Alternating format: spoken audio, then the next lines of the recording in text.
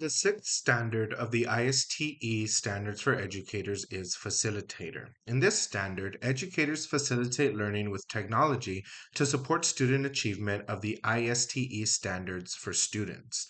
Now, the first component of this standard is foster student ownership of learning, where educators foster a culture where students take ownership of their learning goals and outcomes in both independent and group settings. Now, in this component, students should use technology to go ahead and reflect on their assignments. Not only do they have to use creativity and think critically to complete these learning activities, but they should reflect to extend that learning.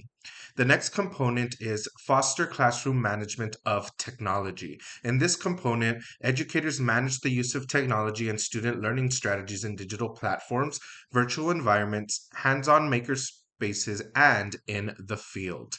Now, it is important that as educators, we are monitoring what our students are doing online. We need to make sure that we set age appropriate expectations so they are not consuming material that is not meant for them.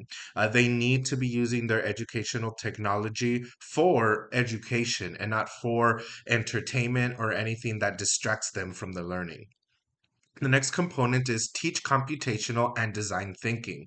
Here, educators must create learning opportunities that challenge students to use a design process and computational thinking to innovate and solve problems. Again, this is an approach where we want to either create new things or students should be improving what they're creating.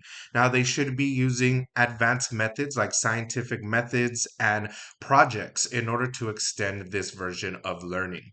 The next component is to model and nurture creativity, where educators model and nurture creativity and creative expression to communicate ideas, knowledge, or connections.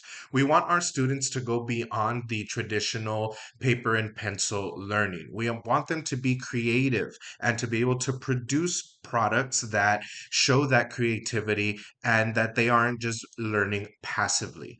Now, this aligns with the T3 domain because the T3 domain does focus on educators to facilitate transcendent learning. I mean, the T3 domain is predicated on transcendent learning, where they transcend from just basic forms of education or basic forms of learning. We want to help students use technology not just to learn the content, but to be innovative and back to those wicked problems to be able to solve them.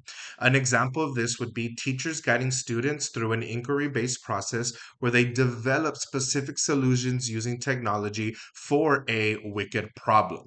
Now, there are many of wicked problems that teachers can choose from, but I think it's important to let the students identify that wicked problem and then they can come up with that solution because that's, again, giving the students autonomy and giving them educational content that is relevant to them.